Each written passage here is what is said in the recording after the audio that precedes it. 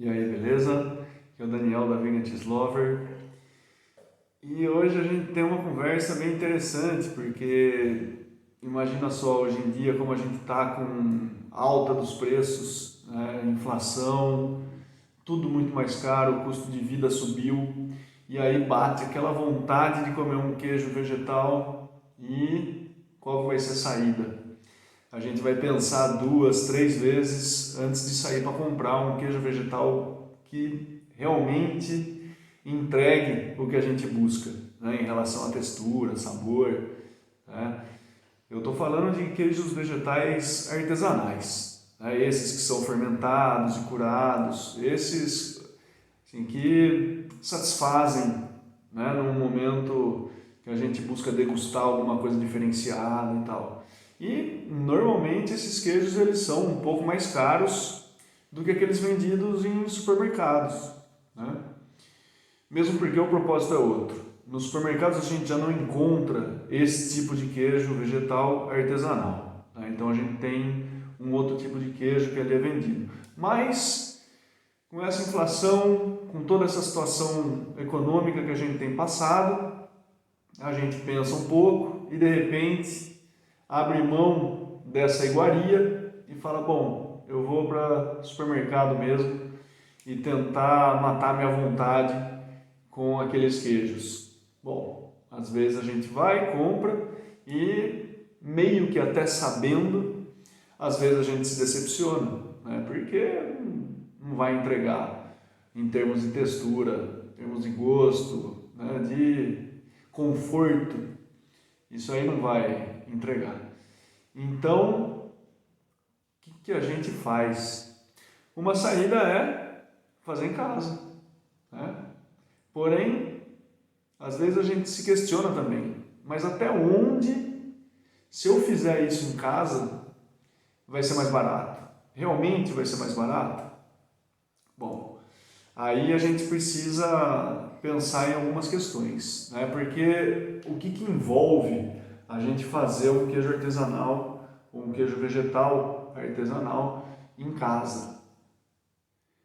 São questões que muitas vezes elas estão para além do dinheiro propriamente dito. Ou seja, a gente precisa considerar algumas questões que não são traduzíveis monetariamente. A gente não consegue, de uma forma direta, estabelecer essa relação monetária.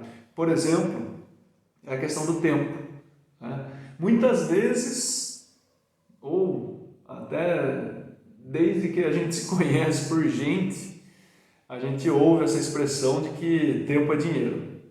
Mas como que a gente consegue traduzir o tempo na nossa moeda? É difícil isso, né? Por mais que soe de alguma forma lógica para a gente, né? Isso daí é difícil de ser traduzido. E talvez seja a primeira questão que surja. Você vai falar, mas eu não tenho tempo para fazer isso porque eu preciso realmente ganhar dinheiro em vez de fazer um queijo em casa que vai me tomar tempo e tal. Bom, em relação a essa questão, eu nem vou me prolongar muito, porque eu já gravei um vídeo só falando sobre tempo e isso daí está disponível no nosso canal, é só uma questão de assistir esse vídeo também. Mas eu já adianto o desfecho da história. Você tem tempo sim para fazer um queijo vegetal. Tá? Por mais que ache que não tem, você de fato tem. Então eu acho que aquele vídeo lá vai ajudar um pouquinho. Depois, um outro ponto que aparece de muita relevância para a gente considerar essa questão é o nosso próprio critério de coisa boa. A gente tem os nossos critérios em relação a tudo que a gente vai comprar. Quando a gente compra uma coisa, a gente tem uma expectativa naquilo e a gente pode entender aquela coisa como ruim ou muito boa. Justamente porque a gente tem os nossos critérios que a gente leva em consideração para qualificar aquele produto, enquanto bem mais ou menos, ou, produto bom, ou um produto fantástico. Então, a relação custo-benefício da coisa, ela vai entrar para esses critérios também. E quando a gente faz em casa, esse se torna um ponto muito importante, porque é possível a gente estabelecer dentro dos nossos critérios aquele ponto máximo que a gente vai querer colocar para o nosso produto. Né? Isso em relação à limpeza das coisas, a limpeza das nossas mãos, né? Sanitização do nosso equipamento, a sanitização da nossa mesa, dos utensílios que a gente vai usar, né? Deixar tudo muito limpo. Depois, a qualidade dos produtos que a gente está usando, das nossas matérias-primas, a gente consegue também ir atrás disso e, dentro dos nossos critérios, estabelecer isso daqui eu vou usar para fazer o meu queijo vegetal, porque eu sei o quanto que isso vai impactar no resultado final. Né? Então, desde a escolha de uma castanha, por exemplo, né? Você não vai só pelo preço, vou comprar mais barata. Às vezes isso daí não vai condizer com a coisa. Né? Talvez seja interessante investir um pouquinho mais no preço de uma castanha, por exemplo, para que você tenha um resultado muito bom, né? No qual a qualidade da castanha ela fez a diferença depois. Né? E depois a gente tem também o próprio tempo de produção. Né? A gente vai respeitar os tempos, né? Ou o tempo de cada etapa do processo de produção. Isso independente do tipo de queijo vegetal que a gente esteja fazendo. Se é um queijo fermentado, se ele é curado, maravilha, ou se ele é um queijo mais rápido de ser feito. Mesmo assim, independente do queijo, a gente tem que respeitar o processo de produção. E quando a gente faz o nosso queijo, a gente tem na nossa mão a oportunidade de levar isso à extrema potência do cuidado, né? E realmente fazer com que ele saia da sua melhor forma possível. Tá? Depois desses critérios que a gente tem para avaliar, né, que são os nossos critérios, a gente coloca isso em escrutínio, depois a gente tem uma questão que ela também é muito interessante de ser considerada, que é em relação à padronização das coisas que são vendidas e a customização das coisas que a gente pode fazer. Né? Então, por mais que a gente vá achar um queijo artesanal, e maravilha, né? Isso é muito importante que a gente ache mesmo, e toda essa produção artesanal ela vai nesse princípio da customização, né? Ela vai contra a padronização industrial, e eu acho que esse ponto ele é não só relevante até para os nossos gostos e, de certa forma, até para a nossa saúde, mas ele tem uma importância cultural muito grande, né? Porque a questão da padronização, ela nos vem sendo imposta há alguns séculos até, né? Desde quando a gente começa com essa história de Revolução Industrial, em meados do século XVIII, aí, essa história da padronização ela já começa a ser inculcada na humanidade, né? Começa na Europa e depois, onde quer que essa revolução industrial chegue, esses preceitos da padronização eles vão chegar juntos. Né? E a gente customizar o nosso produto final, nossa, isso é um ponto de ruptura com essa massividade, né? Com toda essa lógica industrial que é maravilhoso, é um ponto de resistência nosso, fazer algo que seja único, né? Que seja de fato artesanal. Tá? Então, por isso que é interessante a gente sempre valorizar o aspecto artesanal da coisa, porque tem lá a sua unicidade. E por mais que sejam vendidos, né, colocados no mercado para venda artesanal, isso não quer dizer que então deixou de ter o seu caráter artesanal. Claro que não, né? Ainda assim tem esse aspecto da unicidade, né, de estar um pouco mais distante dessa lógica industrial. Mas, por outro lado, a gente, e agora trazendo essa questão para dentro da nossa cozinha, imagina só, qual é a possibilidade de você imaginar, dentro da sua vontade, né, de experiência sensorial com queijo vegetal, imaginar um tipo de queijo e falar, bom, eu queria comer um queijo vegetal que tivesse mais ou menos essas características. Qual que seria a possibilidade de você dar uma volta na cidade e comprar um exemplar que vai te satisfazer, vai falar, nossa, era isso mesmo que eu queria. Sim, qual a probabilidade até disso acontecer? Porque é possível disso acontecer, mas quão possível é isso de acontecer? Quão difícil é de a gente sair e achar realmente aquilo que a gente buscava?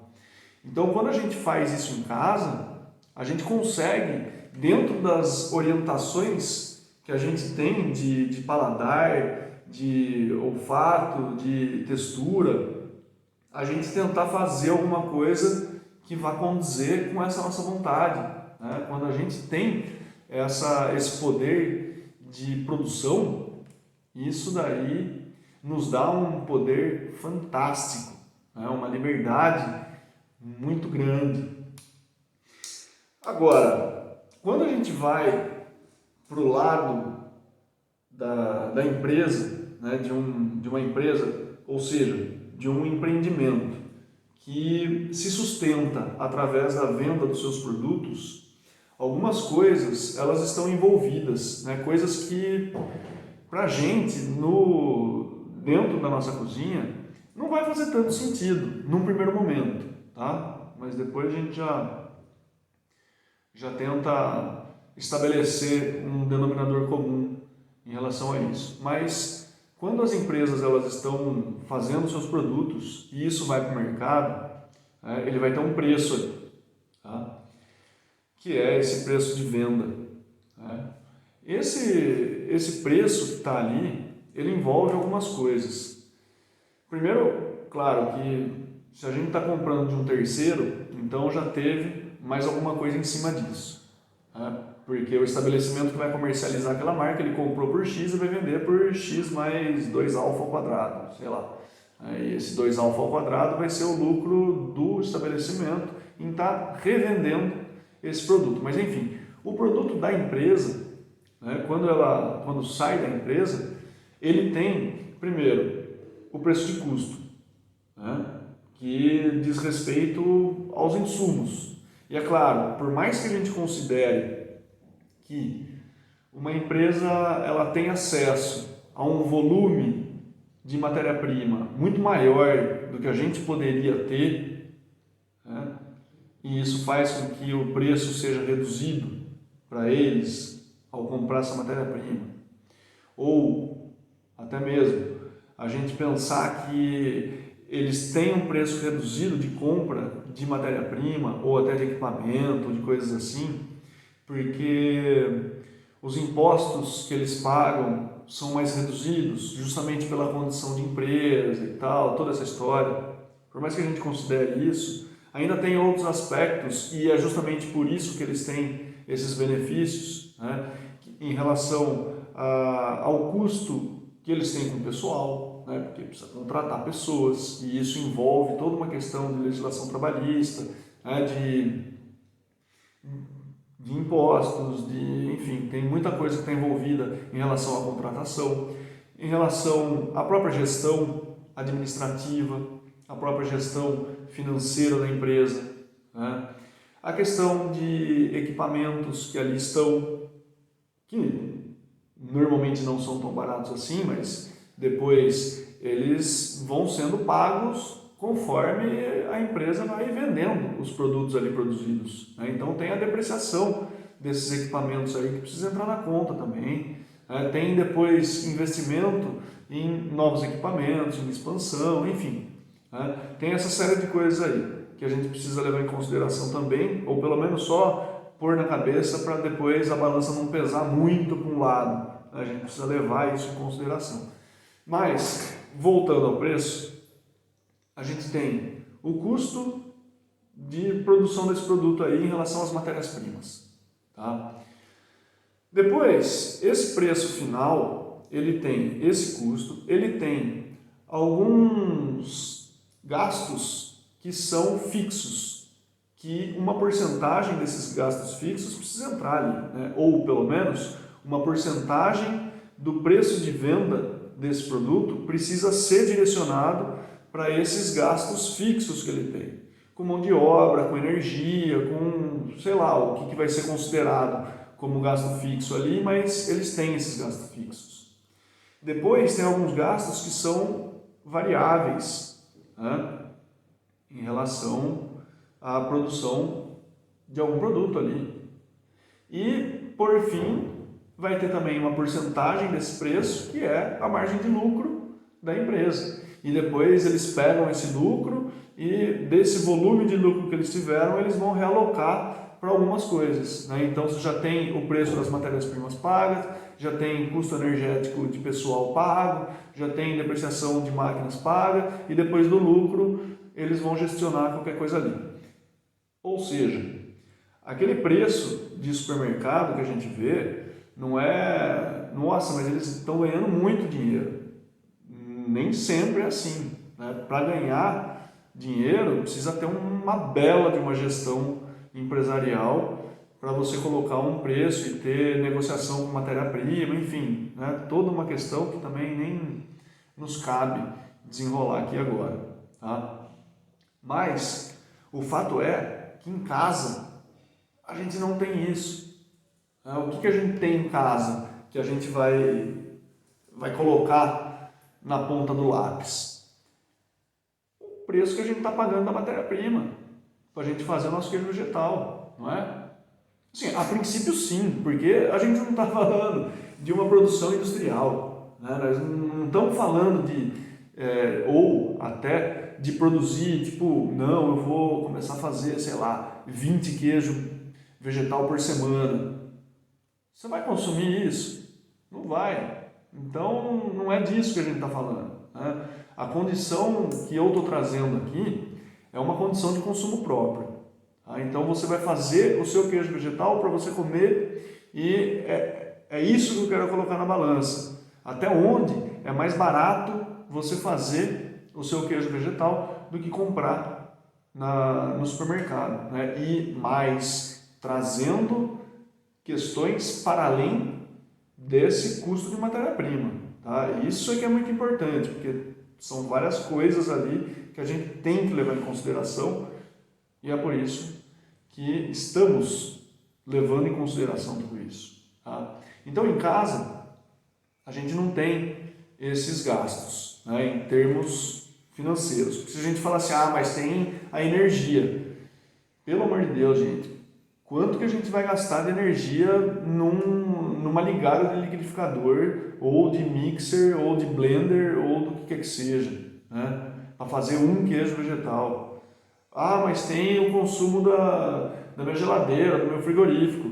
Pelo amor de Deus, ele já está ligado lá, né? Você está usando ele para tudo, né?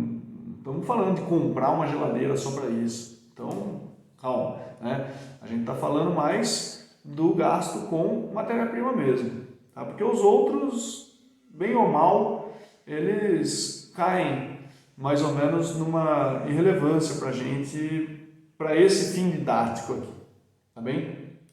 Agora, fora essa questão, o que a gente vai ter também, né? Além desses gastos financeiros com matéria-prima, a gente tem a dedicação do nosso tempo, né? A gente tem lá os nossos minutinhos para fazer a coisa acontecer. A gente tem todo o trabalho nosso que está envolvido, né? A nossa dedicação de estar ali, de a gente se prontificar em fazer a coisa e fazer bem feita, de acompanhar o processo. Às vezes, dependendo do queijo vegetal, a gente vai ter um trato, né, mais ou menos diário, que vai perdurar aí por 1 mês e meio, por exemplo, né? E isso daí é a nossa energia que está sendo colocada ali, certo? E, claro, né, A gente está fazendo isso para a gente, ou para a nossa família, né? Ou muitas vezes até para a gente presentear alguém. Dá de presente mesmo, isso daí é sensacional. Teve inclusive um colega meu que ele fez aniversário e chamou uma turma para casa dele ali e tal. Mas naquele esquema, traz o que for beber só, né? Ia fazer um churrasco ali e leva o que for beber. E aí, bom, ele me convidou e falou assim, eu vou fazer um churrasco, mas eu vou fazer uma paella vegana. Então, falei, ô louco, mas só porque eu vou? Ele falou, não, venha. A minha filha é vegetariana, então não é só para você, né, para eu ficar tranquilo. Então, beleza. Daí eu fui, né, minha companheira e eu fomos, e falei, bom, vamos levar uma prenda, né, vamos levar um presente para ele. E a gente tinha um queijo pronto aqui, e eu levei. Né, eu falei, vou dar um queijo vegano de presente pro cara que vai fazer um churrasco. Né? Nada mais justo, olha que legal. Só que o ponto aí é o quê? É justamente o ativismo que está dentro da história. Porque, obviamente, eu ia levar para ele não ia guardar esse presente para ele comer depois sozinho. Né? Mesmo porque o interesse dele nem era muito esse, talvez. Então, o que eu imaginei que ele faria, e que de fato ele fez, ele ia pegar o quê? Que legal, pô, obrigado. Não, vamos abrir. Talvez até num primeiro momento, sendo jocoso até, vamos ver o que é esse queijo vegano aqui, né? Para querer tirar um sarro, fazer piada da coisa. Mas que vá. Hora que começaram a experimentar, e outra, era minha parceira, a Rita e eu, que éramos veganos na história, só. E a filha dele, vegetariana. Né? E a coisa foi. E o pessoal comendo. Nossa, que é isso, que é isso, que é isso? E teve até um colega dele que levou um pedaço pro filho, falou, filho, experimenta isso aqui. Que ele nem estava na cena ali, não viu. Experimentou, falou, nossa, que delícia. O que é isso daqui? Que tipo de queijo que é? Que eu nunca vi, né, por conta dessa textura, mas o gosto era de queijo. Né? Por isso que ele falou que tipo de queijo que era. E daí ele falou, é um queijo vegano, você acredita? Não tem leite de vaca, não tem leite de bicho nenhum. Ele falou, caramba! Até depois, um outro dia, ele se lembrou e falou assim, aquele queijo daquele amigo seu cervejeiro lá, que era bom, hein? O interessante é isso, né? É levar essa coisa adiante para pessoas que não são veganas e mostrar também essa oportunidade, né? Da possibilidade de um queijo que é bem mais saudável e conforta, né? De uma mesma forma. Né? Tem lá o seu conforto também, né? O conforto alimentar em experiência sensorial. Né? Bom, mas enfim, aí depois da gente pensar o preço que a gente tem, o nosso trabalho, a nossa dedicação e tudo isso, a hora que a coisa fica pronta e a gente come aquilo, é uma satisfação tão grande, né? Que essa mesma satisfação que eu tive ao presentear esse colega meu, de ver essas pessoas não veganas comendo e ficando vislumbradas com a coisa, de falar, como que é possível chegar a um resultado desse? Impressionante a coisa. E essa satisfação fez com que os meus 2 meses de cura e de trabalho diário naquele queijo vegetal sumisse. Aquilo lá se tornou zero para mim.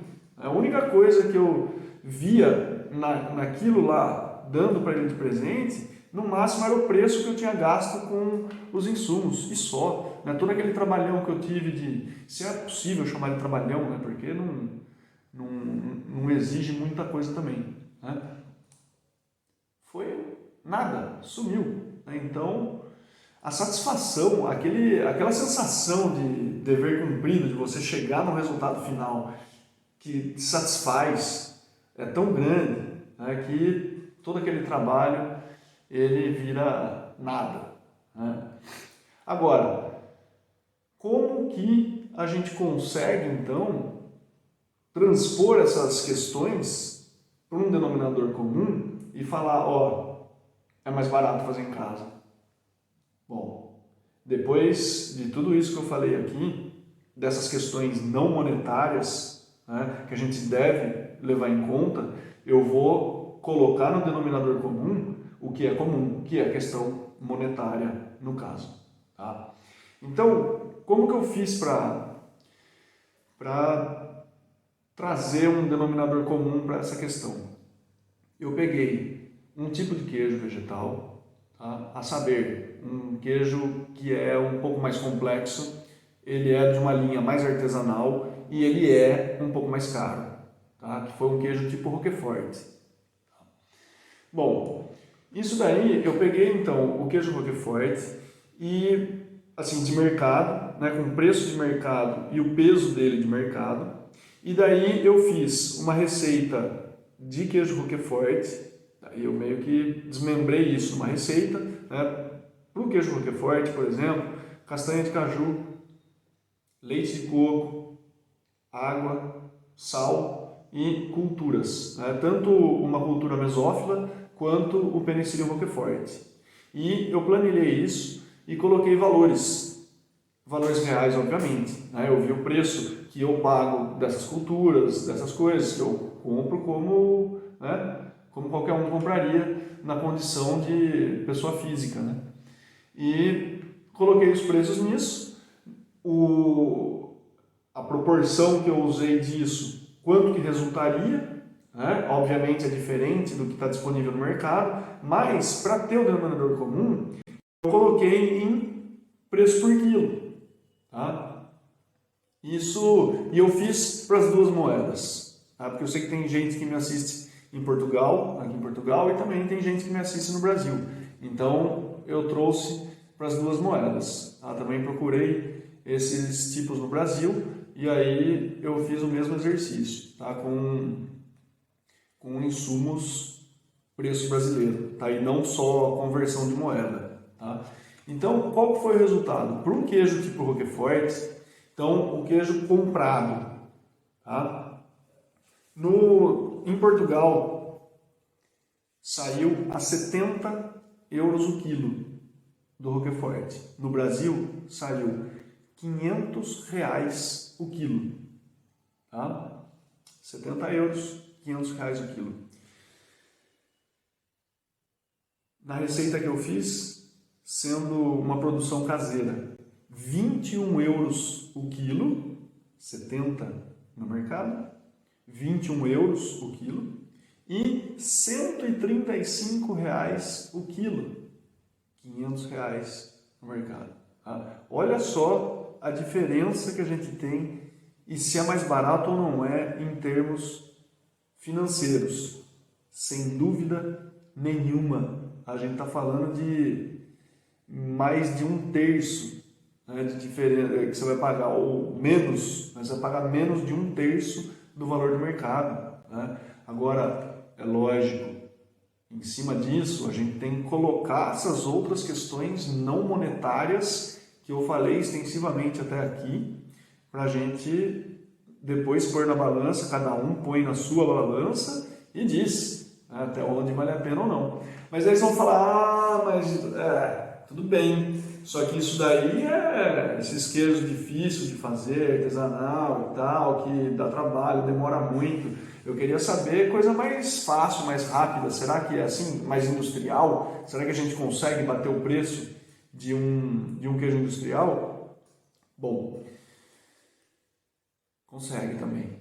Tá? Eu peguei então um desses queijos fatiados que vendem no mercado, né, de marca conhecida, vi os ingredientes que eles têm ali e elaborei uma receita com ingredientes semelhantes, né, para que a gente tivesse um resultado parecido entre eles. Obviamente não vai ser igual, porque eu não tenho acesso a amido modificado, por exemplo. Tá? Então eu tive que fazer um blend de amidos aí, eu usei na minha receita, né, amido de batata e amido de milho, tá? Para fazer a vez do amido modificado da marca em questão. Aí tem óleo de coco, água, né, e aromatizante e colorante.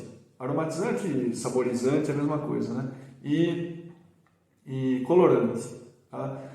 O meu colorante na minha receita, o que eu usei? Eu usei cenoura, para dar um tom, né, mais indo pro alaranjado, tá? Para ficar uma corzinha bacana para fatiar depois esse queijo vegetal. E como saborizante, aromatizante, eu usei duas coisas. E uma delas, eu fiz questão de usar uma coisa um pouco mais cara, realmente, para ver se subia o preço da receita mesmo, só para pôr lado a lado. Eu usei cogumelo em pó, tá? Que tem aquele sabor umami, é como se fosse o glutamato monossódico natural. Basicamente, é disso que se trata um cogumelo em pó, né? Ele enaltece muito os outros sabores, ele dá um umami muito gostoso para a coisa, né? E depois, tipo, imagina um extrato de azeitona que estava também na receita da marca, e eu imaginei aí o uso de umas 5 azeitonas mais ou menos para fazer um extrato de azeitona e colocar isso na receita também, tá? Bom, mesmo método. Então, destrinchei isso daí, coloquei todas as proporções, fiz o valor de cada ingrediente na sua proporção para a receita, e então cheguei nos valores e coloquei como denominador comum o preço por quilo, tá? E aí o que a gente tem? Em euro, saiu 20 euros o quilo dessa marca já industrial fatiada. Feito em casa, 7,30 euros o quilo. Tá? Um pouquinho mais de um terço, né, do valor. Em reais, saiu R$ 86,00 o quilo em casa, e dessa marca no mercado, R$ 307,00 o quilo. Olha só a diferença, aí foi menos de um terço que a gente tem assim, em benefício de dinheiro, tá? Menos que a gente está pagando. E, de novo, em relação a isso, coloquem depois todas essas questões que já foram tratadas aqui, tá bem? Agora, às vezes, alguém pode estar pensando assim, mas como é que eu vou chegar num valor desse? Né? Porque eu já testei muita receita, já muitas vezes a receita diz o ingrediente que não sei o que, tá? Tem bastante gente que erra nisso também, né? Que vai para a internet achando que a receita da internet vai ser um milagre, e não vai ser, tá? Se a gente não tiver um conhecimento prévio, se a gente não investir no nosso conhecimento, né, seja em tempo, estudando, praticando, né, lendo, ou investir num atalho, né, até aprendendo com quem já está há mais tempo, né, nessa jornada, talvez acabe por gastar um pouco mais mesmo, né? Mas eu acho que esse tipo de investimento ele deve também ser considerado, tá? Porque para eu chegar e conseguir fazer um queijo Roquefort dessa maneira e nesse preço que eu coloquei para vocês e prescindir de comprar né, da marca, eu tive também o meu investimento em cursos, meu investimento em livros, meu investimento em horas de leituras, horas de prática, ingredientes que não deram certo. Eu também tive esse investimento aí, né? Já há um tempo que eu estou nesse tipo de investimento, tá bem? Agora, o interessante é a gente ver que é possível chegar nesse ponto, né? E esse tipo de investimento no conhecimento, ele vai ser fantástico, porque ele é libertador, tá? Ele te tira as amarras de receitas na internet, ele pode te tirar a necessidade de comprar esses queijos em mercados, em mercearias. Mas ó, eu estou a dizer que ele tira a necessidade, tá? Porque cada um vai ter a sua vontade de experimentar e de comprar a hora que bem entender. Eu não vou falar para vocês que hoje em dia, eu não compro mais queijos vegetais. Como não? Lógico que eu compro. Quando eu tenho vontade, eu compro. E quando eu tenho vontade, eu faço também. Isso depende realmente da minha vontade. Né? Se eu quero fazer e tal, e ter toda aquela conexão com o alimento, ou se eu estou num modo mais vagabundo e quero só comprar e pronto, não quero esquentar a cabeça, ou porque eu estou com uma vontade de experimentar alguma coisa nova, conhecer uma marca diferente, enfim, os motivos, né, pelos quais eu vou comprar alguma coisa são variados e também não cabe agora eu ficar colocando, mas a mensagem que eu queria deixar é que isso é libertador. Tá? Vocês poderem fazer os seus queijos vegetais e mais, pagar bem mais barato por isso do que um preço no supermercado. Espero que isso tenha estimulado vocês a investirem mais nesse tipo de conhecimento e a testarem muito mais, a praticarem muito mais na casa de vocês. E dúvidas que tenham, questionamentos, ideias, podem me escrever, que vai ser um prazer dialogar com vocês. Até a próxima.